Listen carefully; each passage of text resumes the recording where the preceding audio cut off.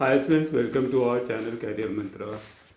Students, कल first round के allotment की लिस्ट आ गई है। वैसे स्टूडेंट्स जिनको गवर्नमेंट मेडिकल कॉलेज या डीम्ड यूनिवर्सिटी में अच्छे कॉलेजेस मिले हैं उनको बहुत सारे कॉन्ग्रेचुलेशंस।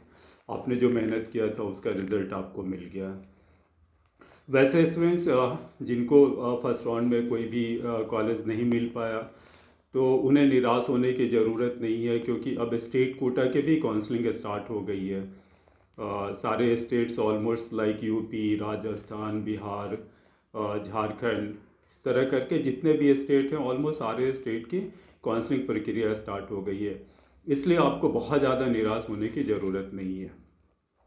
अगर हम फर्स्ट राउंड का जो ट्रेंड है उस पर अगर हम बात करें कि फर्स्ट राउंड का जो ट्रेंड है उसके अनुसार ये पता चलता है कि जो भी गवर्नमेंट मेडिकल कॉलेज के जो 15% ऑल इंडिया कोटा के थ्रू जो एडमिशन होना है, गवर्नमेंट मेडिकल कॉलेज में कट ऑफ जैसा अनुमान था उसके अनुसार से हाई ही रहेगा। सेकेंड राउंड में भी बहुत नीचे जाने के चांसेस नहीं है।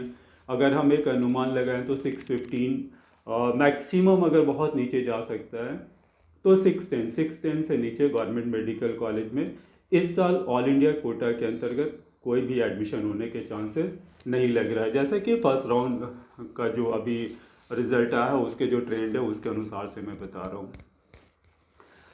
स्टूडेंट्स, कभी भी पिछले साल जो हुआ उसके आधार पे हम इस बार कैलकुलेशन नहीं कर सकते हैं, क्योंकि इस बार सारी चीज़ें चेंज है। जैसे नीट का स्कोर काफ़ी हाई हो जाना, टॉप लेवल के कॉलेजेस में, टॉप लेवल के जो गवर्नमेंट मेडिकल कॉलेज है, प्राइवेट मेडिकल कॉलेज है, उसमें कट ऑफ बहुत हाई जाना, क्योंकि रिज़ल्ट बहुत अच्छा था जिसके चलते कट ऑफ में काफ़ी बहुत सारे चेंजेज आए हैं। तो हम लास्ट ईयर के ट्रेंड पे ना जाकर इस साल के ट्रेंड पे अगर हम बात करें तो काफ़ी मुश्किल होना है। 610 तक उम्मीद है कि 610 तक सेकेंड राउंड में गवर्नमेंट मेडिकल कॉलेज मिलने के चांसेस हो सकते हैं। बट जिन स्टूडेंट्स का 610 से नीचे रैंक है उन स्टूडेंट्स को प्राइवेट मेडिकल कॉलेज या फिर स्टेट के जो गवर्नमेंट मेडिकल कॉलेज 85% कोटा के अंतर्गत आते हैं उस पर डिपेंड होना होगा। स्टूडेंट्स, अगर हम फर्स्ट राउंड के जो अलॉटमेंट आया है उसके अनुसार अगर हम डीम्ड यूनिवर्सिटी की बात करें तो जो वैसे डीम्ड यूनिवर्सिटी जिनकी फ़ीस कम थी, लाइक सिम्बोसिस हो गया जो गर्ल्स के लिए इस बार नया कॉलेज है, हमदर्द हो गया, तो इन कॉलेजेस की जिनकी फ़ीस कम थी, जैसे सिम्बोसिस की फ़ीस 10 लाख थी, हमदर्द की फ़ीस 12 लाख थी, तो इनके कट ऑफ आप देखें कि काफ़ी हाई है। डीम्ड यूनिवर्सिटी में इतना कट ऑफ नहीं होता था लास्ट ईयर तक। अगर हम हमदर्द की बात करें तो लास्ट ईयर 554 में उसका लास्ट कट ऑफ था और इस बार 580 प्लस है।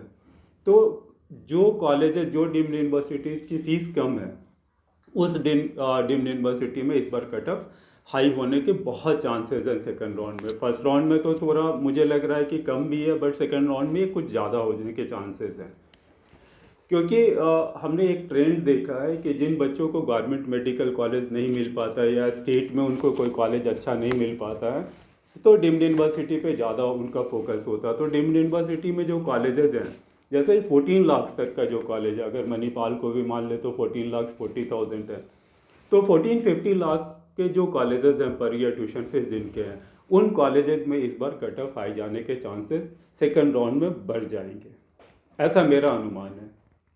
तो वैसे स्टूडेंट्स जिनका बजट 15 लाख तक है उनके लिए यूपी चूँकि ओपन स्टेट है तो आप यूपी में ट्राई कर सकते हैं। और आई होप कि इस बार एमपी में भी कंप्लीट ओपन स्टेट हो जाएगा एमपी, जैसा कि लोग बता रहे हैं। तो वैसे कंडीशन में एक स्टेट आपके पास एमपी भी होगा, क्योंकि एमपी में भी फीस 12 लाख 13 लाख के आसपास ही है। लेकिन वैसे इसमें जिनका बजट 75 लाख से प्लस, 80 लाख के प्लस और 1 करोड़ 1.5 करोड़ तक भी वो जा सकते हैं, तो उनको कोई फ़र्क नहीं पड़ता। उनका कोई भी नेट का स्कोर हो, कहीं ना कहीं उनको आराम से कोई ना कोई प्राइवेट मेडिकल कॉलेज या डीम्ड यूनिवर्सिटी मिल जाने की पूरी संभावना है या मिल जाएगी। एक इस बार जो अगर हम महाराष्ट्र की बात करें तो महाराष्ट्र में भी जो 15% का कोटा एनआरआई कोटा था वो अब ओपन हो गया। आप किसी भी स्टेट के हो, अगर महाराष्ट्र के मेडिकल कॉलेज में अगर आपको एडमिशन लेना है तो 15% जो एनआरआई कोटा था उस कोटा के अंतर्गत आप एडमिशन ले सकते हैं, वो मैनेजमेंट कोटा हो गया है। लेकिन उसकी अगर हम बात करें तो एनआरआई में जैसे fees 30 to 40 lakh per year है महाराष्ट्र के किसी भी कॉलेज में। तो अगर आप किसी भी स्टेट से हैं और महाराष्ट्र में 15% के लिए काउंसलिंग के लिए आपने रजिस्ट्रेशन करा लिया है, तो वैसे कंडीशन में अगर सीट अलॉट होती है तो 30 से 40 लाख रुपए का आपका बजट पर ईयर जा सकता है। तो इसमें बहुत सारे इस बार फैक्टर्स हैं जिसके चलते फीस काफ़ी हाई हुई है। जो फीस हाई होने के चलते लो स्कोर वाले बच्चों को भी कॉलेज मिल जाएगा, लेकिन जो सबसे बड़ी परेशानी है वैसे स्टूडेंट्स के लिए जिनका कि स्कूल 550 से लेकर 400 तक और उनका बजट भी 70-75 लाख तक ही है, तो ऐसे स्टूडेंट्स को काफ़ी इस बार परेशानियों का सामना करना पड़ेगा।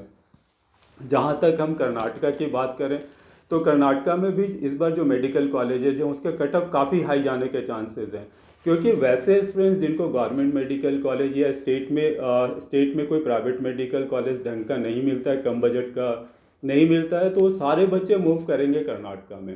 क्योंकि कर्नाटका में जो गवर्नमेंट प्राइवेट मेडिकल कॉलेज की फ़ीस है 8.33 है और कम्प्लीटली ओपन स्टेट है, किसी भी स्टेट के बच्चे वहाँ जाकर कर्नाटका में एडमिशन ले सकते हैं। तो वैसे कंडीशन में वहाँ का भी कट ऑफ कर्नाटका का हाई जाने के चांसेस हैं। लेकिन स्टूडेंट्स आपको निराश होने की कोई ज़रूरत नहीं है। ऐसा नहीं है कि मतलब आपको कोई कॉलेज नहीं मिल सकता। अभी स्टेट लेवल की काउंसलिंग अलग अलग स्टेट की अभी स्टार्ट हुई है। हो सकता है बहुत सारे चेंजेज आएंगे सेकंड राउंड के बाद। स्टेट लेवल की जब काउंसलिंग होती है तो उसमें काफ़ी चेंजेज आने के चांसेस हैं, बट इतना श्योर है कि वैसे स्टूडेंट्स जिनका कि बिलो 400 स्कोर है और उनका बजट अगर लगभग 80 लाख प्लस नहीं है, तो वैसे स्टूडेंट्स को इस बार कॉलेज मिलने की संभावना बहुत ही कम है।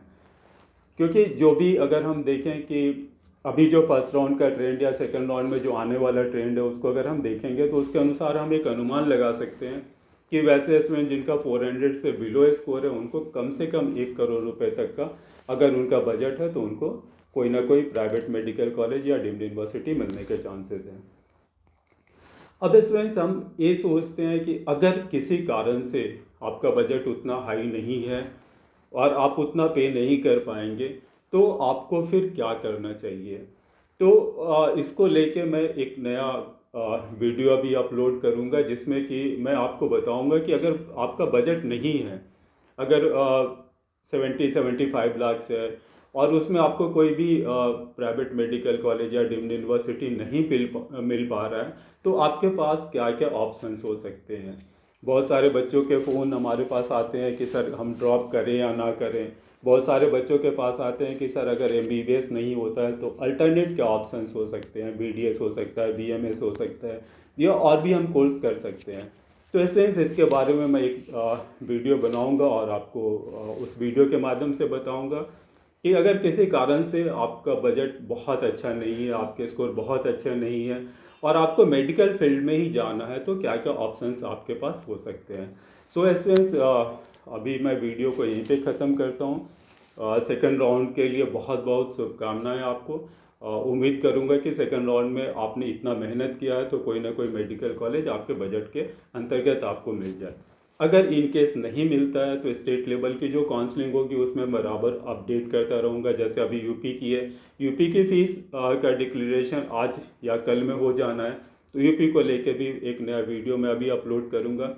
तो मैं कोई इधर उधर की बात ना करके साफ साफ आपको बताता हूँ कि क्या क्या ऑप्शंस आपके पास हो सकते हैं ताकि आप एक सही डिसीजन ले सकें। और वैसे स्टूडेंट्स जो जिनको कोई भी डाउट्स है वो नीचे कमेंट सेक्शन में जाकर अपने डाउट्स को पुट कर सकते हैं, जैसे मैं प्रॉपरली जवाब देता हूँ। हो सकता है कि कभी कभी हमारे पास इतने सारे कॉल्स आते हैं कि मैं प्रॉपरली उनको तुरंत में रिप्लाई नहीं कर सकता हूँ, तो आप व्हाट्सएप पे मैसेज छोड़ सकते हैं। हमारे इस नंबर पे व्हाट्सएप भी है, तो उस पर मैसेज छोड़ सकते हैं, मैं प्रॉपरली आपको रिप्लाई करूँगा। So all the best for second round counselling, all India counselling and state counselling. जो भी इंफॉर्मेशन हमारे पास नहीं आती जाएगी मैं आपको शेयर करता चलूँगा। So thanks for watching.